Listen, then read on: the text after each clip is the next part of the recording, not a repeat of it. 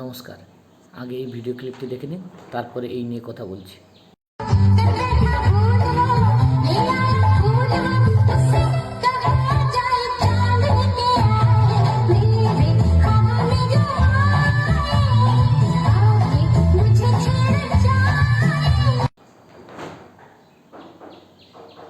না, এটা কোনো হিন্দিভাষী গ্রামের অর্কেস্ট্রা নয়। এটা পশ্চিমবাংলার স্কুলের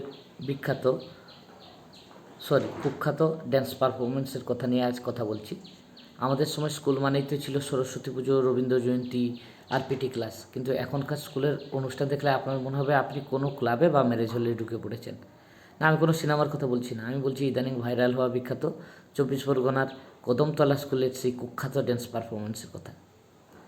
ভাই, স্কুলে নাচ হবে, দেশাত্মবোধক গান হবে, বা অন্তত কোনো সুস্থ রবীন্দ্রসঙ্গীত থাকবে, এটাই স্বাভাবিক। কিন্তু এখন দেখছি স্কুলের স্টেজেও আইটেম সং বা চটুল গানে কোমল দড়ানোর যেন ট্রেন্ড হয়ে দাঁড়িয়েছে। কদমতলার এই অনুষ্ঠানে গানের সিলেকশন আর স্টেপ দেখে অনেক অভিভাবকই তো কপালে হাত দিয়েছেন। সব দোষ বাচ্চাদের দিয়ে লাভ নেই।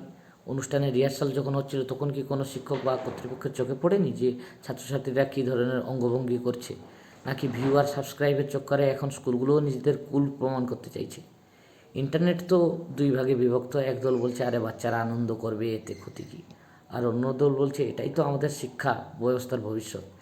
সত্যি বলতে মজা এক জায়গায়, কিন্তু একটা লিমিট থাকা দরকার। রিলস বানানোর নেশা এখন স্কুলের ইউনিফর্ম পর্যন্ত পৌঁছে যায়, তখন সেটা নিয়ে চর্চা হওয়াটা স্বাভাবিক। আপনার কি মনে হয় এই ধরনের নাচ কি স্কুলের গরিমা নষ্ট করছে, নাকি আমরা একটু বেশি সিরিয়াস হয়ে যাচ্ছি? পশ্চিমবাংলার শিক্ষার ব্যবস্থার এই হাল।